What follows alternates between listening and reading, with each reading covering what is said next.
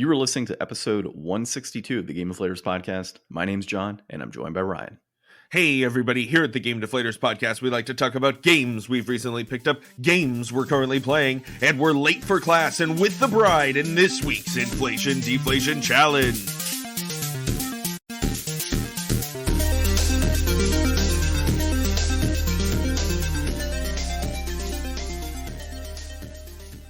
So Ryan there with a little bit of tie-in there for Magic the Gathering with Crimson Vow and some Strixhaven, which we'll be talking about today for our Inflation Deflation Challenge.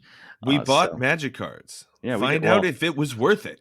See, I bought my Magic cards like 3 months ago, and now I'm opening up the booster box, and then you just bought yours. So yeah, that's kind of where we're at. So yeah, we'll talk about that a little bit later. But let's jump into our normal, weekly cadence here. So pickups, I had none. I imagine you also had none. Yeah, no pickups this week. All right. Sounds about right. Actually, I will address it here. So yesterday when we pre-recorded our episode, oh my God, are you going to tell everybody about the time and the episodes again? I am. Do it this one time. Last time when we recorded, he brought it up like a million times. I had to. And I'll bring it up a million times this week too, because Ryan, it's a time paradox tied to episode 162 and 163. The fans will get it. Like they will 100% understand. I know they will. But the first time. But they have to hear episode 163 to totally understand. So yesterday when we were pre-recording, I had mentioned that I picked up was it No Way Out, I think, the PS4 like multiplayer game, but I got It Takes Two.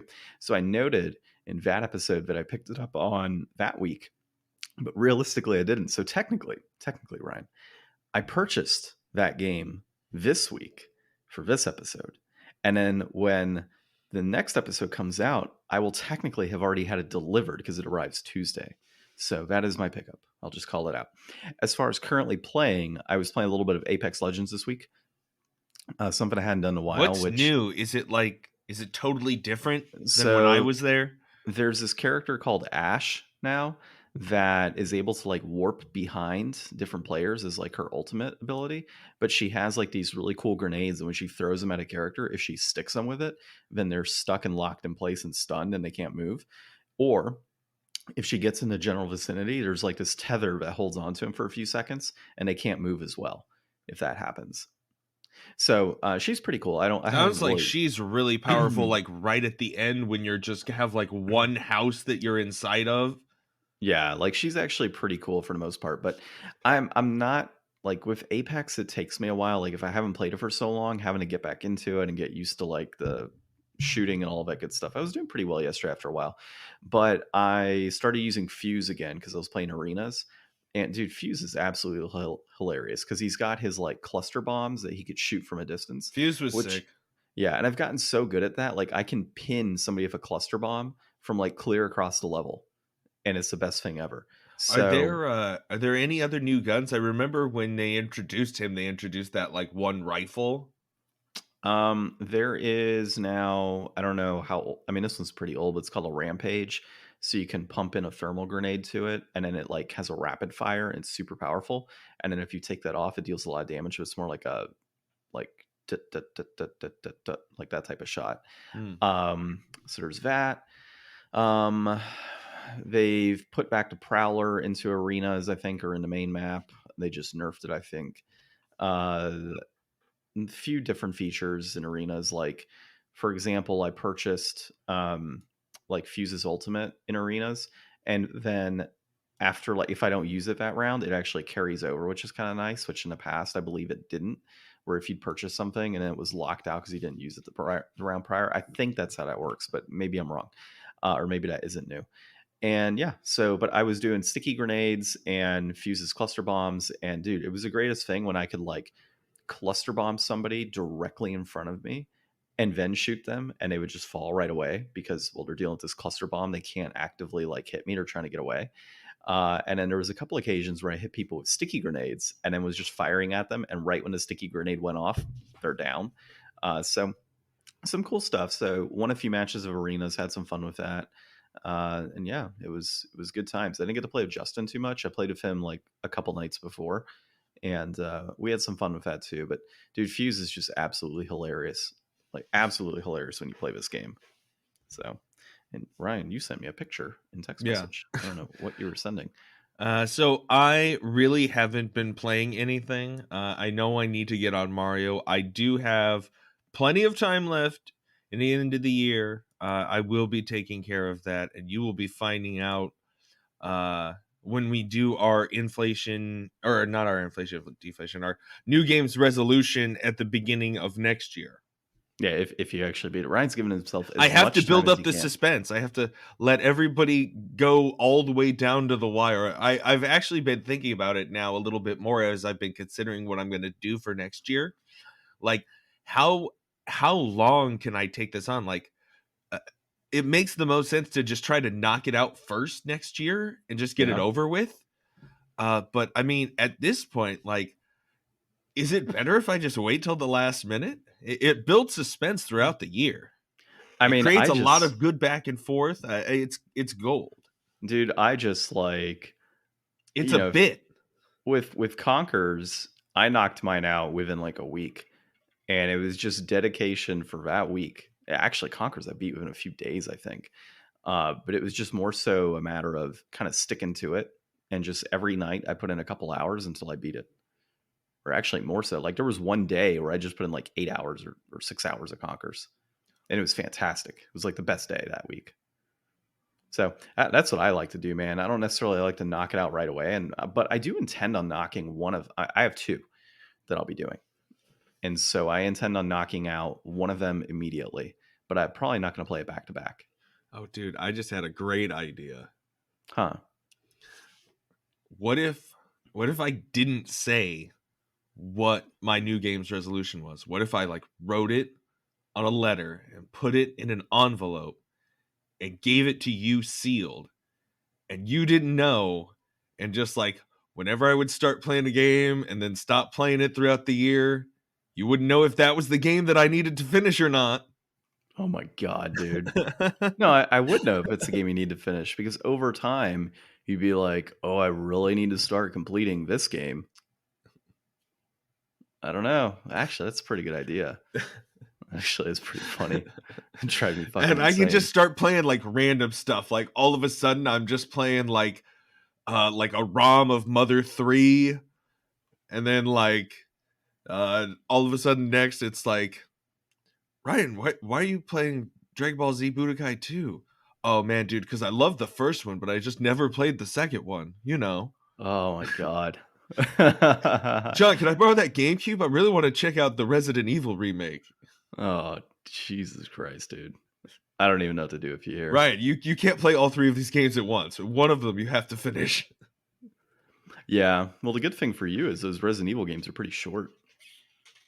So if that is indeed what you end up playing. Yeah, I don't know. I guess I'm putting too much thought into it. Dude, just pick one. And then you have a stretch goal. Yeah. Like that's what I did with Shenmue. I put in one and said, stretch goal, I'll beat number 2 as well. Because number 3, I think, was supposed to be coming out. I don't know if it come out yet. I guess, you know what, the people deserve me to just do it straight and get it done.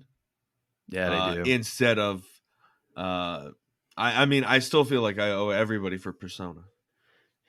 Yeah. Which is now coming to Switch. I don't think it's in the news that we have in front of us today, but that was news this week. I think it's been news that it was coming out.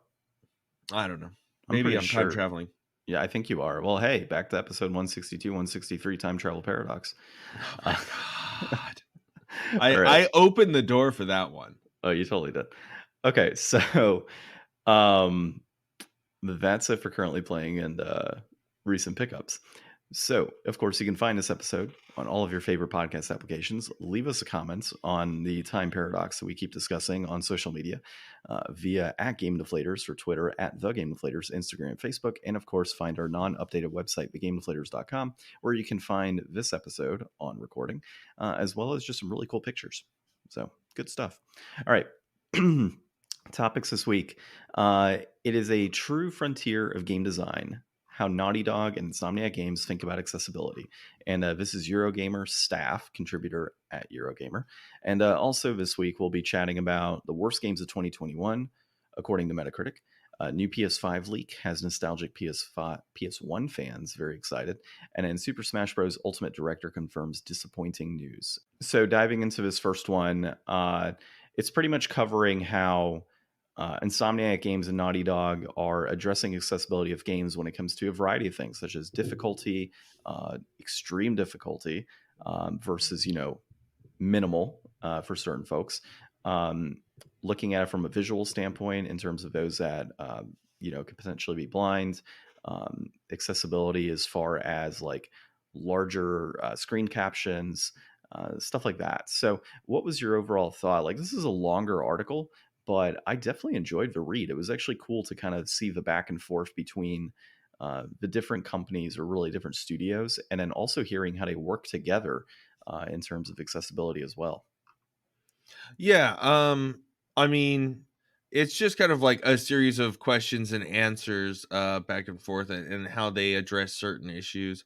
I think that it brings up some really interesting and good points.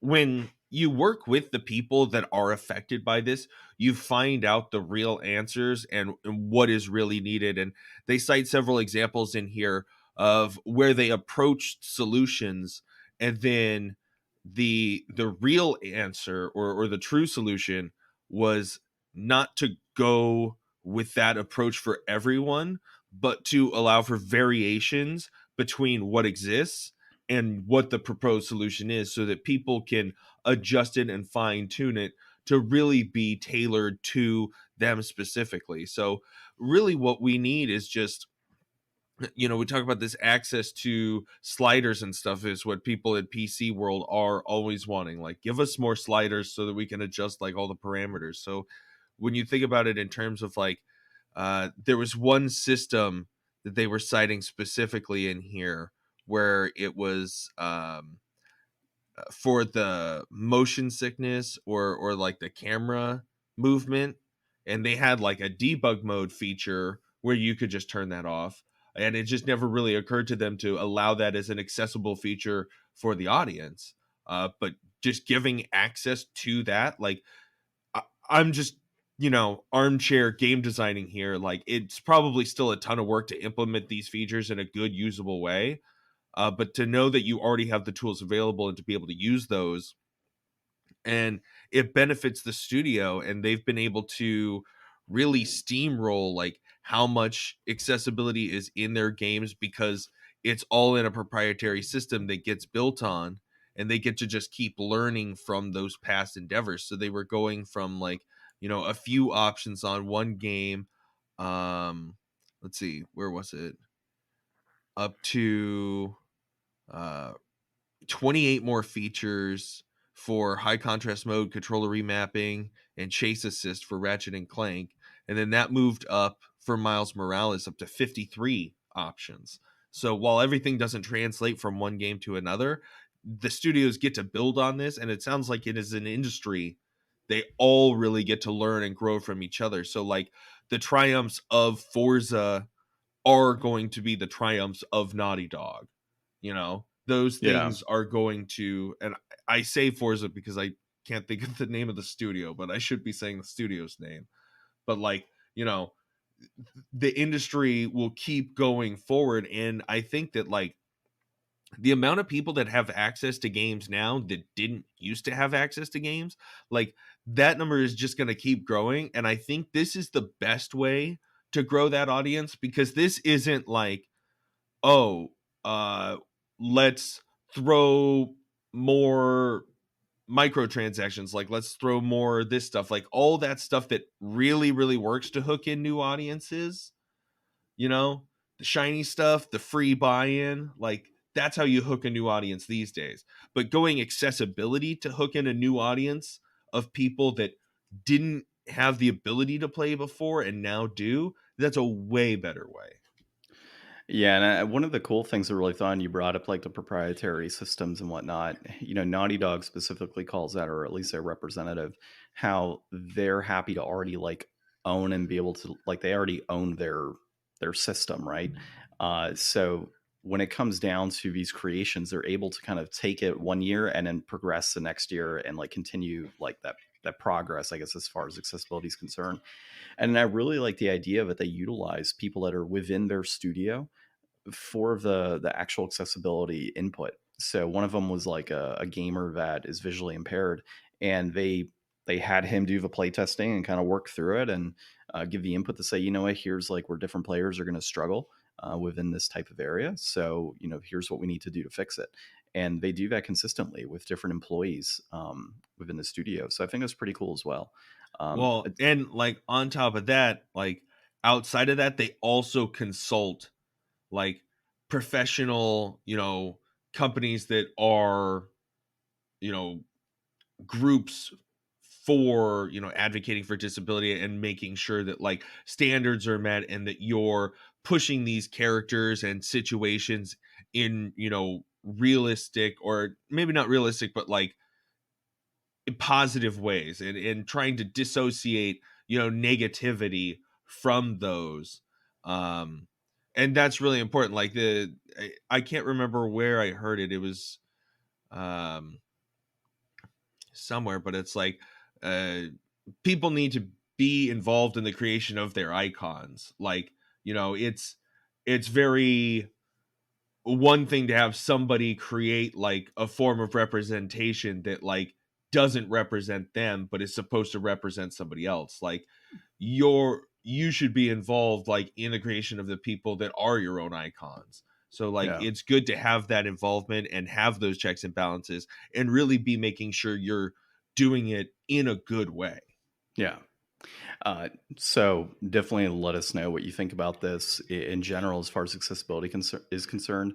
You know, the one takeaway I'll have here after reading this is whenever I see some of these different features in video games moving forward, and you know, it's it's interesting to see how the different captions have occurred over the years, the way that you can change your visuals and light modes and whatnot in video games. And it's just not something I really was mindful of in the past. And after reading something like this and hearing more about the accessibility of things like the Game Awards, it's definitely kind of changed my view on those features.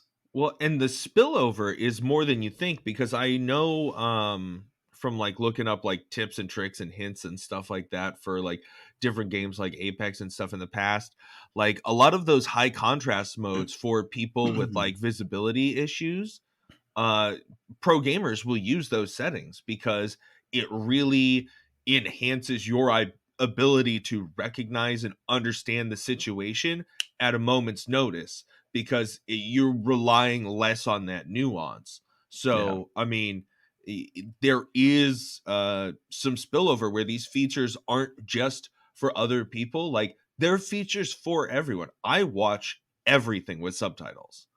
As soon as I can turn subtitles on something, I turn subtitles on it Yeah. every Same time, here. because it's just, I find it better and more engaging that way. So I Yeah. mean, it's up to you how you want to play the games, and the more options you get for that, like I'm not saying that everybody's going to be happy if they come up with like a difficulty slider in a Dark Souls one day, but anything's possible. Yeah, that is something to consider, right? Because that's a game right there that doesn't have that difficulty slider. We haven't really looked into that, and maybe we can, as far as like what Dark Souls does for accessibility. Or Yeah. it's just, or it's like, hey, disabled, we don't care, get good. Like Well, that's I know that in Game Maker's Toolkit, Mark Brown's video on the accessibility for the last year, unfortunately, Japan is lagging behind in that side. Most of the games have kind of minimal accessibility support. But I mean, that just means that it's an industry that needs to grow, yeah, and I mean, I know it's a whole different kind of work culture over there. But I don't think that anybody in the face of it would say that it's a bad idea. yeah, I don't think so either.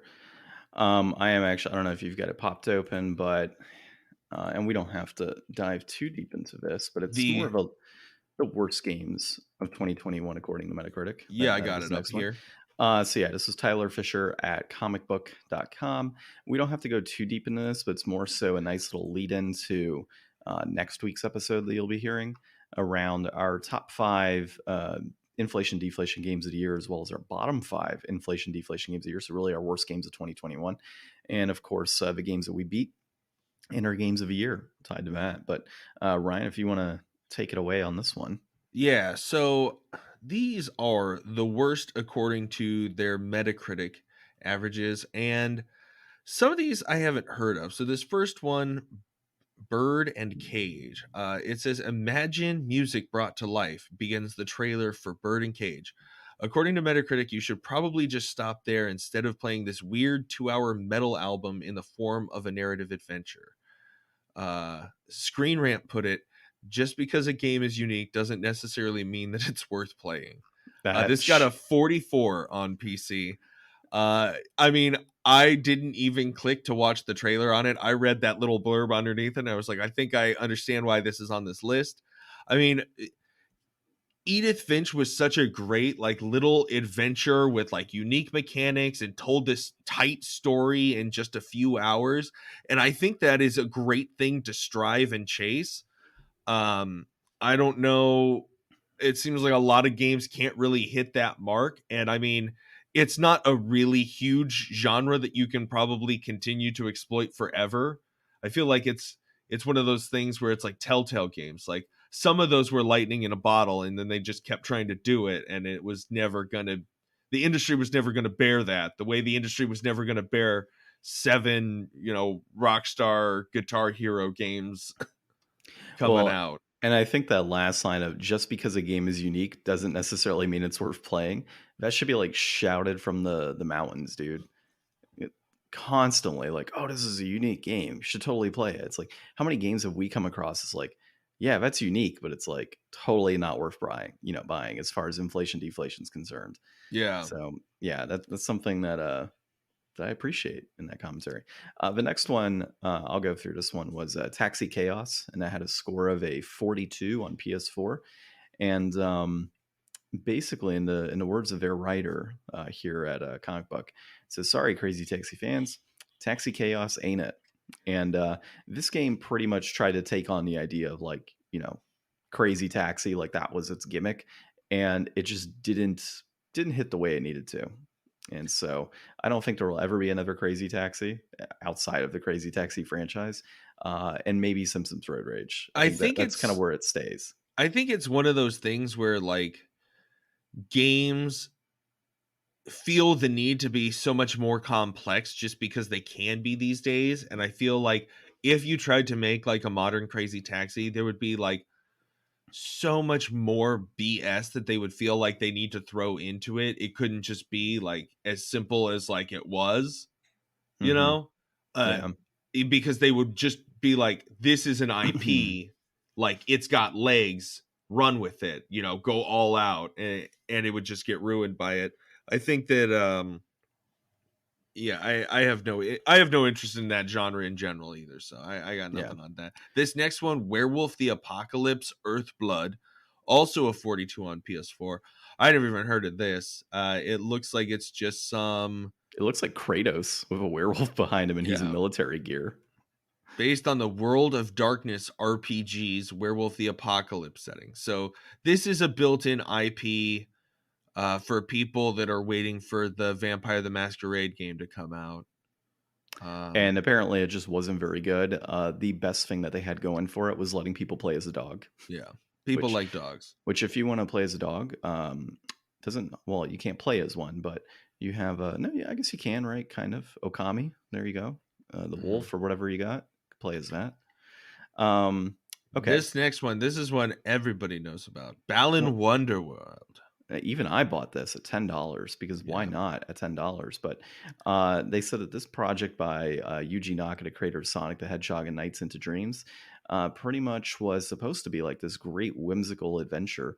And what we ended up getting was a collectathon platformer that fell completely flat. So they basically said that Naka quit Square Enix shortly after this and started pondering his retirement. I wonder if at that point he was like, you know what? I can't do any worse. So and I can't do any Yeah. better than this. I'm I done. mean, there's so much weight on these projects for these people that, like, I mean, this dude made like Sonic and Knights. I mean, not everybody can take making Mario and turning it into what Mario is now, and not one person is solely responsible for any of that either. Um, but like when Mighty Number 9 was going to come out, like they there was so much pressure on that to be like this new absolutely Mega Man. And then when well, I guess Bloodstain, that was pretty successful. People felt like Yeah. that really brought, the Castlevania back. So, I mean, there can be these times, but it's like this is such a different thing, and nobody was really ready for it, I guess. Like, this is truly like a next generation like Dreamcast game or something, because it Well, just didn't really hit that well and is well, kind of weird. when you consider you've got basically Sonic the Hedgehog, which is okay, like it's Sonic, and then you have Nights into Dreams. It's like taking what is essentially two game series, I suppose, or franchises that more or less, Sonic, I wouldn't say is a cult following, but I'd say Nights into Dreams is probably more on that cult following level. And I would imagine a lot of Sonic fans are in a cult. maybe, but you know what? They do what Nintendo don't. So I would say if you're trying to put those two games together and say, hey, these two semi-successful cult following based franchises, we're going to have their creator make this whole new game and it's going to be awesome. Like, who's your audience at that point? Like, Nights into Dreams, there's probably like, I don't know, 75% of gamers out there nowadays that have never heard of that game. And it's Sonic the Hedgehog is so overly done at this point. Frontiers does look cool, but it's been so overly done ever since, Sega went kaput. Dude, when you Who would think care about about this? how many gamers out there never played games that would put them adjacent to Knights. So people that never would have heard it because they play other types of games. Yeah. So take that group, Mm-hmm. and then take the group of everybody who is too young to have been exposed to that game. Yeah. And when you take those two cross sections, It's a very that's small group. that's going to be most people at this point Yeah. that So are you're left. gamers. Like, there's so few people that really this should be like, this is pulling the nostalgia and that expectation of performance out of. But like, you should have thrown all that out the window and just made something like truly for everybody new or something, I guess. Well, I don't really know what tanked this performance on this. I can imagine it was poorly playable as well as just poorly thought out. I haven't played it yet, and I will. I think this will be something I play in 2022. But I think, you do have that little small group of people. As you said, most gamers are going to fall into that category of not knowing any background here. Yeah. Whereas that little sliver of people who are probably the group that you're actually trying to target. And it's not necessarily that they were trying to target just that group. I mean, they made a different game. It's a new game that they were rolling with. But Obviously for like probably younger. yeah, but the horrible thing about it is like maybe they went into market not in, I don't know, I haven't looked at all the marketing, but maybe they didn't go in with the intention of Sonic and Nights into Dreams as like their key thing. That might have just been a media aspect that, oh hey, look, this is a guy that was behind this. Let's go ahead and continue pumping this out to hype up this video game. And then when it comes out, it doesn't meet the expectations, and it's like, oh, okay, yeah, let's just kind of push this under the rug now because it's not very good. Um, yeah, I'll give you like a full blown review later on this coming year, and we'll see how bad it really was. Hell, I might even stop playing in the middle of it. I might pull a Ryan. There you So go. It's yeah. the best thing you can do. And so number one on our list is eFootball 2022. This one was part of a long installment of Pro Evolution Soccer, and really just fans and critics alike hated it. Uh, Pretty much their footy expert, they say, wrote an article all about why to rename Pro Evolution Soccer sequel so bad. And they have that noted also in their 2021 in-year review, also in their most broken games of 2021, and the year in gaming apologies. So the fact that it has made 3 different lists is pretty scary. I'm not a huge soccer or football fan here, and football isn't, soccer when it comes to video games, but I will play some FIFA every now and then. And yeah, if they're saying this is bad and not worth touching, it's probably pretty bad because it's I would think it's kind of difficult to screw up a soccer game, to be honest. Well, especially if you've been making one a year Yeah, and like for this is your sequel. forever. Yeah, Like, I mean, I I don't know, man. Like, I could really care less. Like, I'm glad that there's like competition and they're trying to change things and go in a different direction. But I mean, the direction that all of that has gone into is just microtransaction hell and loot box hell. And I don't want any part of that. I don't think anybody wants a part of that. The people that play it, they don't really want a part of it, but they're stuck, so they don't have a choice.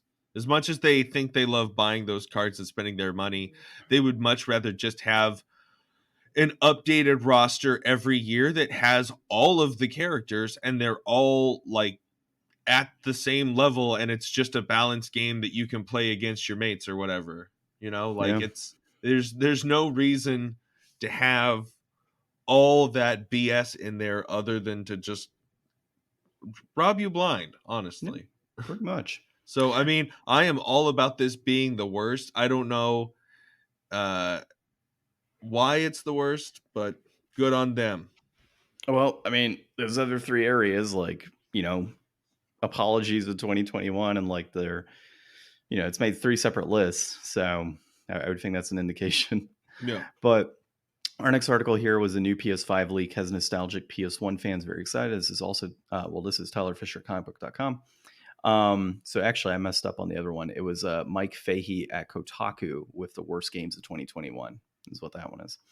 So this one, I mean, it's really, really quick. We can go over this. There's a leak that basically says that the studio behind Destruction All-Stars, that PS5 game that pretty much went from super hype to bargain bin within less than a year's time, is going to be behind potentially a new Twisted Metal game. I don't know how I feel about this, basically because of the mild lack of success that this studio has had. And I have been looking forward to a very good Twisted Metal game since Black, and I don't know if we'll get it. So that's my general thoughts on this, dude. Yeah, so I think that I mean, there's the reality of it, and then there's what I would like to happen. I think what they need to do is I really liked, I think it was Twisted Metal 3, and you had like, you could customize and make your own car and like your own attachments and stuff. I think that they need to kind of bring back some of uh, that type of approach to Twisted Metal, like give you some control and some creativity and stuff, but then take all of the old classic characters and iconic vehicles and just modernize them enough. Find a way to cut a new angle in there. Like, you got to add something new. You can't just make it exactly the way it was, but I also don't want them to like throw everything out the window and go crazy. Like, I think a good modernization, I can't think of like what an extra mechanic they could add. Like, I'm not saying to like put like some crazy super in there, but also like I don't think that, you know, I don't know. There's gonna be a TV show. There's gonna be a TV show. Ultimately, this is gonna be a tie-in with the TV show, and it's gonna be exactly whatever the TV show is gonna be. Yeah, Like, and that's the reality of the situation. But like in my mind, like Lucid Games, they made that that other game the and PlayStation Destruction All Stars. Destruction All Stars, and it looked interesting, but I don't think in Twisted Metal, like, you don't need to like be able to get out of your car and like try to wrestle the other cars or kick people out of their cars and stuff. Like, none of that. Just in cars, car battling the way it used to be. but you got to find something new. Like when Mario Kart 8 added like, oh, now you can like go upside down on the ceiling and stuff. That was like a new cool thing. Find something like that. I don't know if you can make Cars wall run or something. That'd be sick, I guess. Yeah, capture the flag modes, different things like that are There always we fun. go. And Yeah, maybe just introducing new modes and new ways to like do stuff. Like when there was the last Twisted Metal, there was no Rocket League. Let the yeah. influence of Rocket League and how car genres have evolved since then to influence your creativity.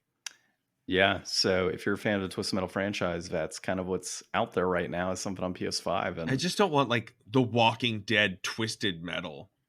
it's, Like that's it's what I imagine when I hear this TV yeah. show. Oh Jesus, yeah, Sweet Tooth in his jail cell and breaking out, and look, who knows? We'll see what happens with that.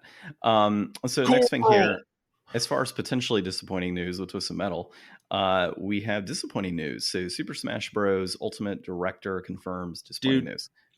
this is great news, I think. Yeah, I would agree, actually. This is Tyler Fisher, comicbook.com as well. So basically, he was asked, what's next for Super Smash Bros. And he's pretty much like, That's yeah, Masahiro Sakurai, by the way. yeah. Well, I don't remember names, dude. You know this. That's who's being asked. So he's pretty much saying, yeah, we don't have any plans for it. There's nothing in the works. Like, this could be yeah, we don't have any plans for it so they can hype people up, or it could just be a matter of Nintendo just saying, like, what the hell else can we do for this franchise that's going to make it unique? Because, I think they kind of shot themselves in the foot this go around with the sheer amount of characters they threw in there through DLC. That was a lot, man. Like, Yeah. how do you move on with that? Well, see, this is the thing. I think that what he's saying in this article, like, is what we should go back to and what we should expect. Like, don't always expect there to be a sequel. I mean, between Smash Ultimate and Melee, there's something for everyone, and everyone should be satisfied. Like, Sakurai is a great, awesome, super creative dude.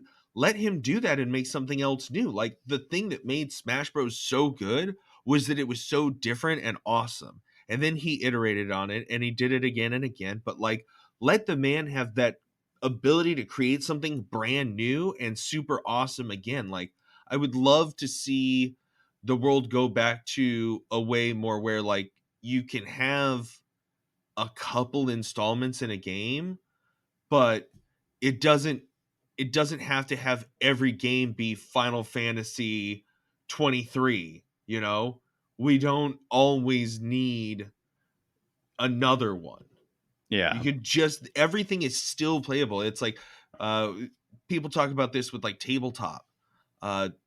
You can still go back and play D&D 3.5. Just because there's a 5e doesn't mean you need to play it. Just because they're making a 6e doesn't mean you have to bail on 5e. Yeah. Like, all those books are still good. Yeah, and I think that's kind of the key thing to point out too, is like, people still have Melee tournaments and still play that game today.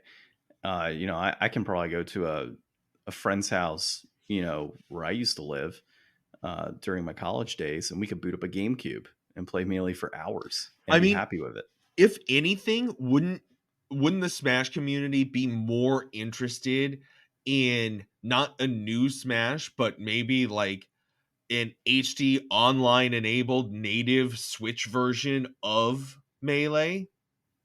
Like, and that would be way less resource intensive. Like, the amount of time and energy that goes into making a whole Smash game versus just revitalizing and giving, online ability and a way to play it on modern hardware. Like, people would be way more stoked with that, and Nintendo would probably make just as much money. Yeah, because they'd probably still sell it for $60. They totally would. Or it'll just like re-release like this current Smash with all of the characters already downloaded, and then put it into like the next gen Switch and just keep it going. Oh my god, dude! A Smash Ultimate demake where it looks like Melee and it plays like Melee, but it has the whole Ultimate roster. Oh my god, Melee remastered. Actually, that'd be an interesting. Ultimate Melee. That's the next game. If they did like Melee Remastered, I would just be done with Nintendo at that point. You know, like we're just gonna take the same game and re-release it like we do with everything else, and just give it a nice little flashy upgrade, and you're gonna buy it anyways for $60. Right. So, all right, jumping into our inflation deflation this week. So Doing Ryan something and different. a little bit different because I think we did one of the other Magic sets a while back. So we both opened different booster boxes or set booster boxes of Magic. So I opened up Strixhaven, which is pretty much like Harry Potter meets Magic the Gathering, which is kind of odd when you think about it, that it's, you know, it flows so well already, right? And then you opened up Innistrad Crimson Vow. And we're going to talk about kind of if those set boosters were worth it. I also did a bundle too. Oh, okay, cool. Because I like the boxes. Yeah. So I'll start it off. These are developed by Wizards of the Coast, which we love talking about Wizards products. Strixhaven came out in April of 2021. Crimson Vow came out in November of 2021. So when I say I bought it a few months ago, I actually bought it back in April, now I think about it. It is a collectible card game, of course, and reception on these is always positive. You know, there's never really any negatives to it when it comes to Magic. People always complain about Magic, but people always buy it. Yeah, exactly. So like we'll say mixed reception. So a Strixhaven booster box around its peak was about 105, and a set booster sealed today is about 98, and it is trending up. It was at about $87 before. But when I opened mine up, dude, the one thing I noticed was the artwork in Strixhaven is amazing. I love the art style. I love the use of magic within this. It's unlike a lot of what I'd seen in the past with Magic cards as far as like the new stuff is concerned, because there was a point where they were going through like what is it, like Back the Ravnica in the past, and they had some of the more like Greek mythology style through like Theros, and I say Greek mythology with like quotation air quotes, but you had like Theros and other things like that, and it kind of brought out the different like gods and creatures, and this was more so back to basics for me in a sense, with the different warlocks and you know, different characters that are more human-esque. Well, and it has that like school aesthetic angle to it too, right? Which I think is really fun in like the few cards I have seen, because I really don't have many or haven't really looked at many, but like they're it's fun. Like School of Magic is a fun concept, and I think it ties in super well with Magic. And I mean, I just hadn't jumped back on the Magic wagon in April, because I didn't get started until the D&D set is what really launched me back into Magic. Yeah, well, you have the booster or not booster, but I think I bought you a commander deck that was actually from this set. Yeah. I got that one commander deck, so I do have some exposure to some of the cards and some that I've seen online. Yeah, and I think it's great. I love the art style here. As far as my pulls were concerned, what was really cool is with the set boosters, and I don't think it's with the draft boosters, but the set boosters have like the list, which can be cards from different sets that you can pull that are on this list. And I ended up pulling out a Kozilek Butcher of Truth, which is as a non-foil is about $60 on TCG for the low.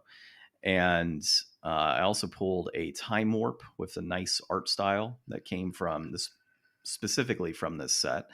And then I also pulled some sort of dragon card. I don't remember the name of the dragon, but it's from Conspiracy. So those were my extra cards in a sense that were worth some value, and they happen to be the most valuable cards out of everything. So those cards alone came out to around roughly $85 in value with those three cards. The rest of the set itself was probably about $90 in like rares and good uncommons. And the one hang up I had, dude, was, you know, yes, I got like 9 mythics and I got like 30 something rares. But what really had me hung up is there's a lot of great commons and uncommons in this set that are actively being used in standard right now. And many of them I either did not get even one, or I only got one of that particular card. And that was frustrating. I think with the draft boosters, yes, you get fewer rares, but you have more opportunity to get some of those commons and uncommons. And if you look at the price point for this particular set, The draft booster set is actually a little more expensive. I mean, you get more cards in general, uh, but it is more expensive than set booster. You get a few more packs. I think it's like 32 packs in a set booster, so it's like 36 in the draft booster, if I'm Oh, correct. really? Yeah, so it's a few less packs, but the idea is that you're going to get more rares and more foils out of the set boosters, and it's more Yeah. of a complete set in that Well, regard, and it which is comes with nice. those. I mean, I'm a sucker for those art cards. I dig those. Yeah, those are pretty cool. I don't know So if those are like, in the draft boosters. no, they're not, because when I got Forgotten Realms, I wound up getting a draft set or Hmm. a draft box and a set box at Yeah. different times, and I didn't Hmm. realize there was a difference at the time, because it was like, I think it was the first one that I bought was a Yeah. set, and then the second one I bought was a draft, because I was like, there's none of those art cards in these ones. Yeah. I think I'm going to buy the next box I buy will be a draft box. I've dabbled in looking into I like the collector's packs. I Hmm. think those are cool, but those collector sets are, or the collector's boxes are very expensive, and Yeah. you don't get nearly like as much volume, but what you get in lack of volume you make up in like the chance for extra pulls and like a ton of foils. Yeah. um I did watch a video on YouTube. I can't remember who it was, but they basically kind of talked about like the types of pull slots that are in the various packs and what is available. And I think you can find charts and stuff for it online. Um, but ultimately, they were saying for them, it basically comes down to what's in the land slot, because that's like a whole slot that you can pull from in that set. And if there's nothing worth it in that spot, Yeah. then it kind of is a wasted spot, and it kind of devalues it to the point, because I mean, it's not just like, I think draft packs are like $4 and set packs are like $5 or something. Is that Something true? like that. I don't remember. But like a collector's pack is like $25. Yeah, the collector's packs are So just it's like, it's an absurd amount more money. yeah, so like a collector's box of this, you get less packs. I think you get more cards within each pack, and everything is like foil or like special art. But those are like $200 for this one. Yeah, I think my favorite product is probably the collector's bundle, because it's basically like the regular bundle, but it comes with like a little bit different um like art on it, and then Hmm. it also comes with one pack. Yeah. So, S- yeah. or it comes with one of the collector's packs. So it's like, instead of like 38.99, it's like $10 more, but you get like, I feel like a bit more value, and it's fun to get one of those awesome packs that you don't really want to go out and spend $25 on. Yeah, that's a cool perspective on it. I never really thought about it in that regard. So I I did think that for the uh Crimson the Vow. D&D set, Yeah. Oh, and that because was they the didn't yeah. have one for the Midnight Hunt set. They Gotcha. have one for the Crimson Vow, but after what I pulled and going through this list today, I don't think it's worth me investing more money into Crimson Vow. Yeah, so Crimson Vow, the set booster is around $103 and a bundle is $38.99. Peak is going to be about the same, in that 105 range, 110, depending on where you go. And I think that one right now is kind of trending down, of course, because it just came out. Yeah, it's brand new, so really, there's not a secondary market worth talking about. Yeah. What about your rares? What did you pull? So like, I got most of the title stuff. I got uh Olivia the Crimson Bride. I got two Edgar the Charmed Groom. Um I got the Castle Dracula, which is cool looking.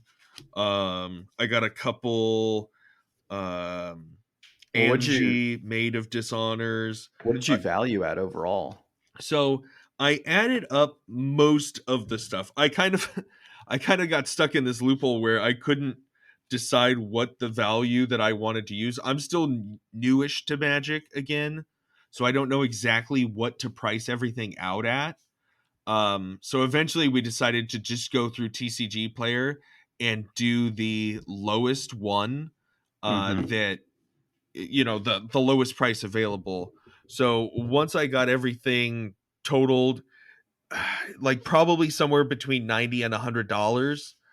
The most valuable thing I got was that foil Olivia Crimson Bride in I think there's 3 different art styles. This isn't like the really crazy one, but this is just like the alternate border one, and that's saying that it's like 44. I got Gotcha. 8 mythics overall, but I mean, compared to what you got, and I spent an extra $40 and got an extra like 6 packs. I mean, the difference isn't it's huge, you know, and Yeah. that's what goes to show you it's all about, you know, Luck. what you pull and luck. But I Yeah. mean, I pulled most of like the head stuff from this Yeah. one, and the value just isn't there. I mean, when I did the D&D, I mean, I way overbought on the Innistrad Midnight Hunt. Like, Yeah. I bought the same thing, one set and one bundle, but I mean, I got 2 meat hooks out of that.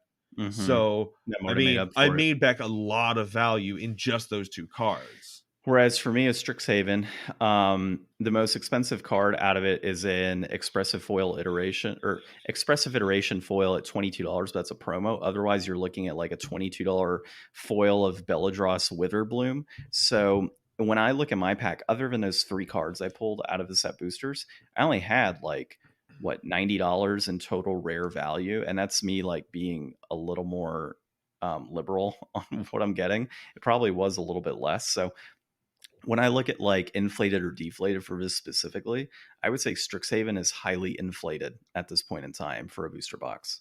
Yeah.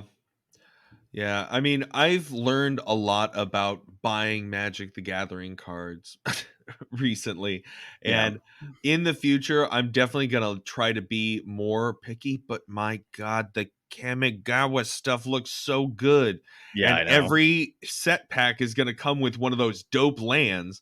I So know. buying a set booster is like, you're going to get a bunch of those. Yeah, I know. That's what I'm thinking of too. Well, what is your overall like when it comes down to inflated or deflated on Crimson Vow? What's your thought? Crimson Vow is definitely one to just pick up singles from. I mean, Unless you want to between go into the Sorin Mirthless Foil Showcase sweepstakes. yeah, so the Sorin Mirthless foil showcase is like $150 plus.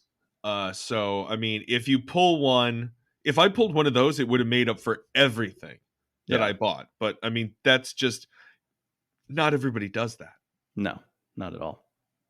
So, okay, cool. So as of right now, I think we're both on the inflated scale as far as these booster boxes are concerned. Yeah. But yeah, if you play Magic, let us know. Always curious to hear perspectives from other Magic players and their thoughts. We kind of have gotten back into it recently, so it's kind of nice to, hear what other players have to say about it. All right. Well, so dude, next week we'll be talking about our, top 5, bottom 5 for inflation, deflation. So that should be pretty fun. So all of you go ahead and catch that episode next week, and we'll see you then. So this has been episode 162 of the Game Deflators Podcast. My name's John. I'm Ryan. And thanks for listening.